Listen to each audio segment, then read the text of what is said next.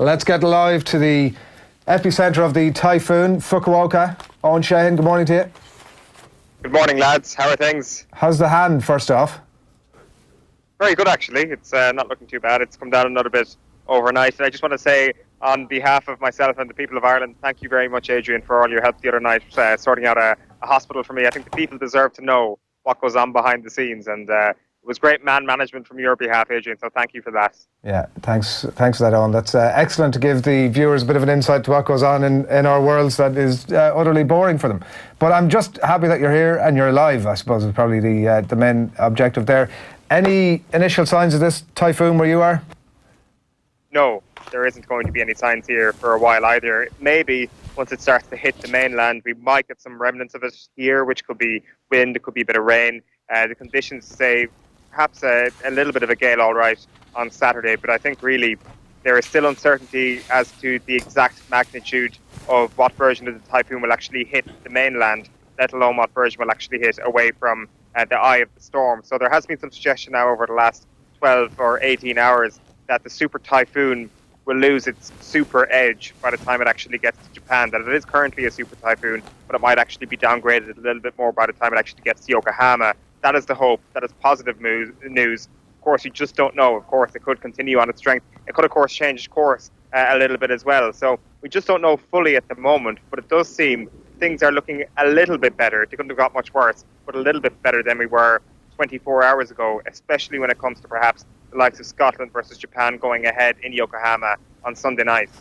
Yeah, I was in that rough part of the world about this time 12 months ago, and it was also obviously typhoon season, and one came through, and there's like a kind of a giddy excitement before it comes in as everybody prepares for it, and then the reality hits of how devastating these things can be, and we're way beyond any novelty with this thing now. It's become far more serious, and that in terms of the threat to obviously life and everything else that goes with that, and obviously the fact that the games have been cancelled as well. It's like we're all getting a bit bored of the chat about it.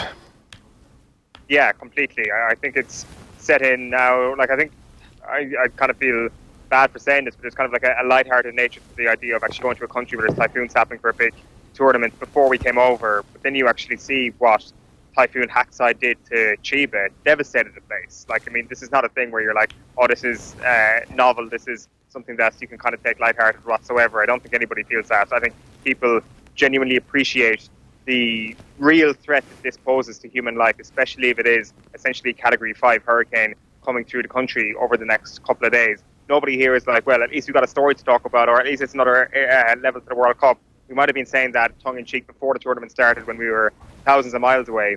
But now that we're here, it's very real. It's not going to be a pleasant place to be come Saturday, especially if you're in and around the capital. I would say as well, just for anybody, the Irish Embassy have been issuing advice, and that their DFA website or the DFA Twitter account has actually got up some handy links for anybody who is making the journey over to Japan in terms of what Twitter accounts you can look at or what websites you can look at in terms of getting good quality information in English, because I know that can be an issue for people over here, actually speaking to people who've got a good level of understanding in English. So there are some accounts out there which is probably worth mentioning that can give you a bit of a helping hand. Yeah, I think you've tweeted out some of those links this morning as well, so people can check out your Twitter handle on that. The pitch is in a bit of a state? Yeah, it's not good. So we're outside the Hakatanamori Stadium here in Fukuoka, and the pitch is not looking good. So what happens in these captain's runs is that there's obviously a section put aside for cameras to actually come and watch the team training, and I think it was very deliberate this morning that Joe Schmidt kind of goes onto the pitch, knows that the cameras are rolling, kind of picking up bits of the turf, almost kind of coming loose from the ground, calling the logistics manager, Jared Carmody, over to him for him to have a look at this. Do you see what this pitch is like? And Greg Feek at the top of his press conference was like, you guys are all intelligent enough to see that pitch and look at that pitch. So without saying anything too directly, they've suggested that they are very unhappy with the pitch. Keith Earl says the surface doesn't look great, although he does say that out in the open and running through the grass in his own position, it should be fine. The thing is there going to be a health and safety risk when it comes to particularly scrummaging on Saturday. Greg Feek says that World Rugby have given them all the assurances that they need that the pitch is playable and that it will be safe for the players, especially when it comes to the set piece. CJ Stander, who knows a thing or two about grass given his agricultural background, says that it's grade A grass, but that the surface itself isn't amazing. So the pitch here has been relaid recently, basically, and that's what is posing the issues. So we've had the humidity in Shizuoka, we've had the bad conditions as well in Kobe. Now we've got a poor enough pitch to contend with here down in Fukuoka. So at least there's excuses if things don't go our way on Jesus, Saturday. Owen, stop it. I'm just looking at some BBC footage there of Chris Farrell burying the ball under a swathe of, lifting up a swathe of pitch, puts the ball under it, and then covers the ball with this like lump of turf on the pitch. Yeah, it's not great, is it? You wouldn't be too confident if you're Cian Healy or Tyke Furlong trying to get your footing underneath you going into a scrum in those situations, and like given the magnitude of those collisions, like it surely does pose a bit of a safety risk if it is going to pull up. It's like just the power they have these days. Sorry, Owen, the power they have these days, it becomes dangerous. Back in the day where they never went in the gym or never did anything, and now the fact that they're so powerful and they're in a scrum and they lose their footing, it can be very dangerous. So I do believe in the players in terms of what they're saying, and the pitch is bad, it's not good. But this happens on tournaments that are organised. They don't have pitches week in, week out. They're put down, they look perfect, and all of a sudden they're coming up and you're wondering what's going on.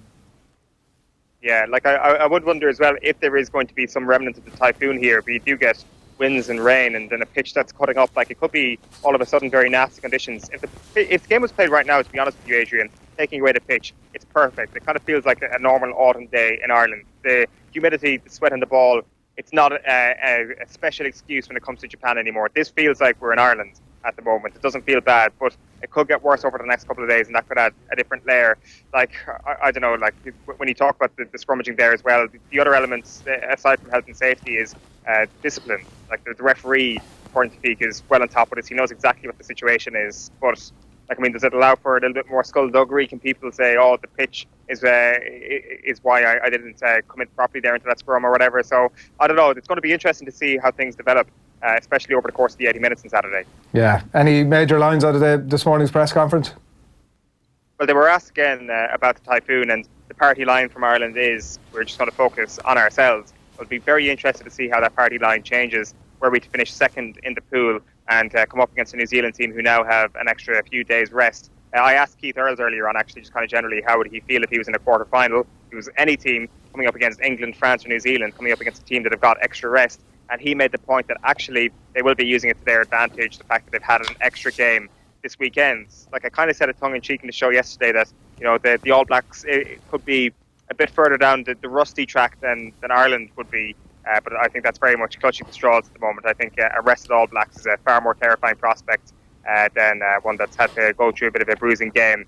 That being said, would it have been that bruising for them against Italy? They might have got the job done after 50 minutes and got players taken off anyway. So probably not much of a big deal. But yeah, I would say we're going to start hearing a bit more about the All Blacks and how they've had that extra rest if we are going to come up against them next weekend. Yeah, we'll only be rationalising whatever happens after it happens. It'll be like, that extra week off, that really had a bad impact on New Zealand. I don't know. I feel for the players because there's an anti-climax until we get to the quarter-final, and then all of a sudden it comes alive, and then the players within the week have a week to really galvanise themselves, get up for it, having been a long slog of a group stage to a certain degree, or it feels that way over there, to a game of that magnitude against New Zealand or South Africa, be amazing. Yeah. Can they get up to speed? One comment here from Kieran. Go on, Owen, yeah. Sorry, Ian, I'd actually be interested in that. Like, I mean, when it comes to kind of high-performance sport, like it may be completely pointless, but because of the defeat to Japan, Ireland have now been in a place where they've had to get up for Russia to a certain point, more than they would have ever had to do so had they beaten Japan. But now, for sure, they have to go into full peaking mode. They can't afford, to tinker with the squad or anything. It's full 80 minutes against Samoa, full 80 minutes against the quarter-final. And I wonder in many ways, does that make it sort of trying to get to that level for the quarter-final a bit easier because they have to go all out on Saturday? They're sort of back-to-back weeks. Yeah, and again, they probably put on a bit of added pressure on themselves by losing to Japan, and they were expected to win right the way through the group, and they haven't. Maybe it has given them that intensity to go on and against Samoa on Saturday. So, listen, it's interesting to see. Within the camp is the biggest key. What's going on there? They'll know whether the intensity is right or whether it needs to be upped for the next game. I'm looking forward to Saturday. Right on. Come on, look after yourself. Steer clear of those mosquitoes. Yeah, there's a few trees around here, so they probably have a few insects, so I'll get inside immediately. Thanks a million. Come on, take it easy. I don't know if you saw his Twitter feed during the week, but his left hand swole up to like 5 hands.